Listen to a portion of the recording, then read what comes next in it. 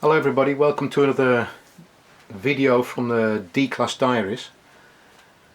As you can see, the locomotive is on the table again, and I'm going to talk about various bits and bobs in this episode, starting with water level gauge.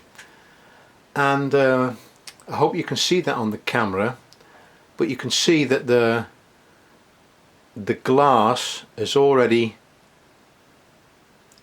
managed to get itself fouled up quite significantly on the inside, and I have an idea that's partly to do with the fact that I haven't been able to get rid of all the water out of the kettle after a steaming session.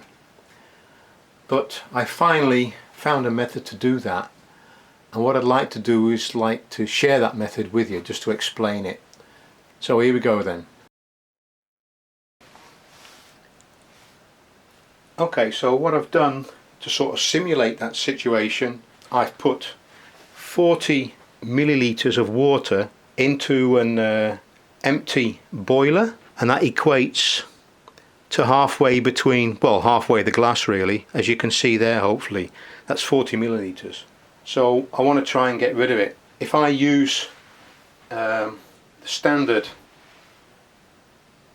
roundhouse syringe and the bit of tubing that you get, and I put it in the hole here to try and get the water out.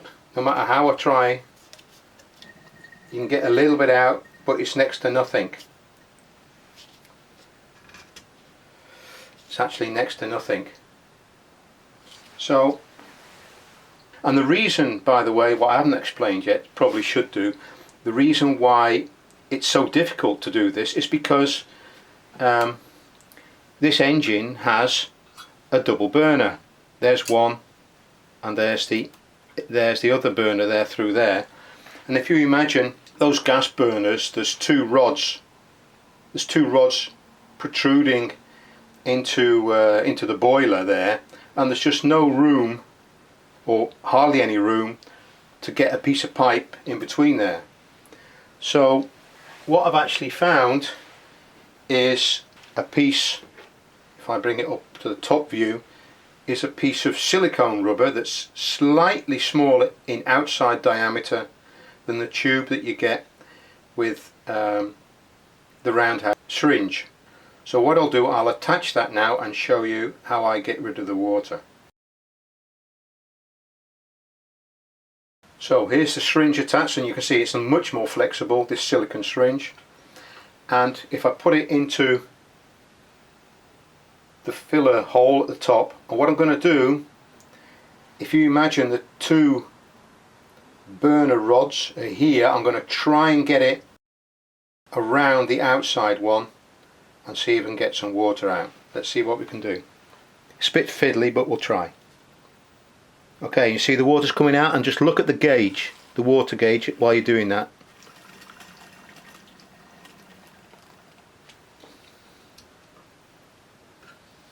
I'll get rid of that water, and as you can see, the gauge is just about reading empty, so I'll try it again just to try and get rid of all any residue water that's in there. No, that's it. But you can see it takes out more or less all of the water. So we'll put the safety valve back in, close the boiler,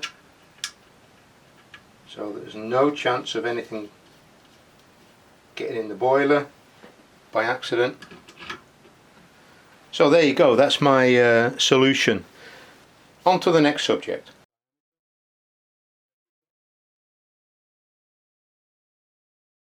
So as you can see, the Garratt is now resting on its side on a strip of foam. And what I want to do is a little bit of preventative maintenance on one particular aspect. A while back I published a video where I was running the loco indoors with some friends, and we did a triple heading of Garratts. I don't know whether you remember that, don't know whether you've seen it. If you haven't, I'll leave a link in the description below. One of the things that happened during the session that wasn't on the film was that one of the other locomotives, it started leaking steam from around this area, and it just so happened that not long ago on the Facebook group of the Association of 60mm narrow gauge folks, there was another owner, and he had exactly the same. Luckily, if I've read the post correctly, he doesn't live too far from Doncaster where Roundhouse is, so he took it back and he got it all fixed.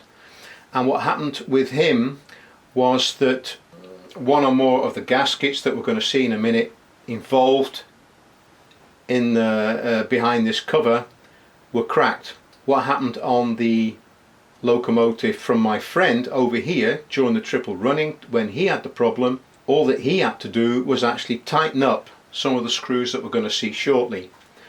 So what I'm going to do is remove the cover and take a look at what's what underneath there, and if necessary tighten screws up and just check the sort of O-rings that are behind there.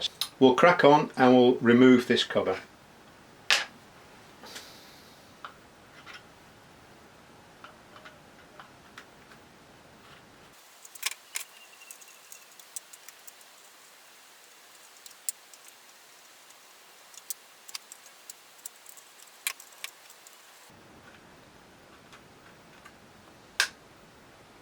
So there we go, that's the cover off. So let's have a look at what we've got. Okay, so I've now got the camera focused on these steam pipe distribution points. Got no idea what they're called. Anyway, it looks like there's a left and a front and a rear, and one will be inlet and the other one will be exhaust, but that's not the concern today. The concern today is the state of these packing rings here, and to my eye they look okay, but we need to perhaps tighten these 5 union bolts up. So I'm going to give that a go with this. Not too much, just a slight turn. Oh, and don't know whether you saw the position that it was in before, but it's hardly anything, but they need nipping up. They were quite loose. So if I try the middle one, if you look at the position of the screwdriver groove there, try and tighten that up. Just a touch. Just move slightly, just slightly. And we'll go around all of them now. There we go. The bottom ones. Oh, and this one. That one's tight. Just be very careful. The blanking. That needs that just needs just a slight bit. They were all, you know, they just needed nipping up. Now the question is, can I get to the end plugs? We'll give it a go. Okay, I've got my trusty BA spanner set out, and it's actually a 2 BA for these end bits, so I'm gonna give it a go. I actually can't see much damp or anything coming through that box, but we'll try and give it a go. Hang on. Oh, not more than that. Hardly anything at all. Don't know whether I can get to it with this one. Maybe. Oh no, I don't think. I think these end ones are all right. Oh, that one just needed a touch, and I can't really get to that one, so I'll leave it. I'm not going to disturb anything else. That's that job. I think I'll perhaps just wipe off any excess damp from those lines. We'll close this all back up and we'll get on to the next subject.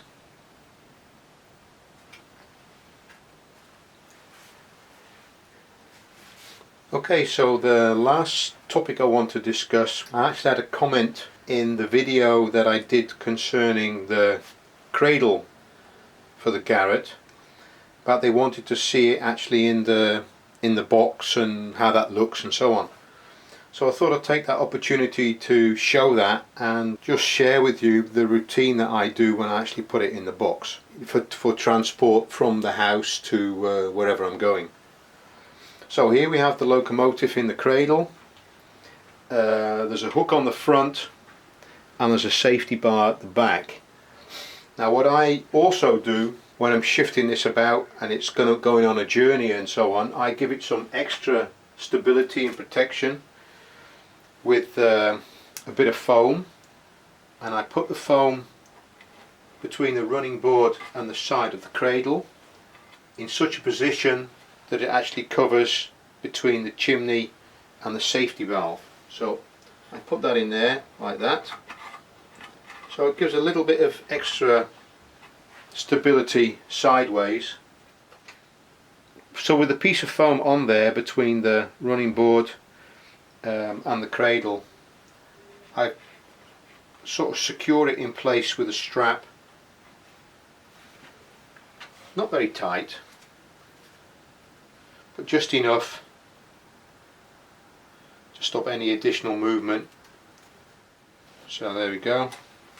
So the strap is between the chimney and the safety valve, and just tighten that up just a little bit, something like that, so that the locomotive is secure. Okay, so I'll just demonstrate putting the loco and the cradle in the box. There we go, like that. Quite simple really. Okay, so there it is in the box. What I've actually found is these indentations inwards, they hold the cradle on its spot, and I explained that in the video about the cradle build. But I also found it still does the same job even if I move the cradle a little bit to the edge in the box, and that means I've got room on this side for things like the top-up bottle and so on. And I always carry a rag in there, put that around the bottle to stop it rattling about. And in the past there's plenty of room to put perhaps a couple of reserve gas canisters in there as well. So once you've got everything in there, then you can just close the lid and it's done, and you can carry it wherever you want. I mean, I'm on the second floor of my house, so this has got to go down 2 flights of stairs before it gets anywhere near the car. Then it's got to go in the car, and then it's then we're off to wherever we're steaming that particular day. So that's a sort of extra look, if you like, at my system for carrying the roundhouse Dodge A-Ling locomotive.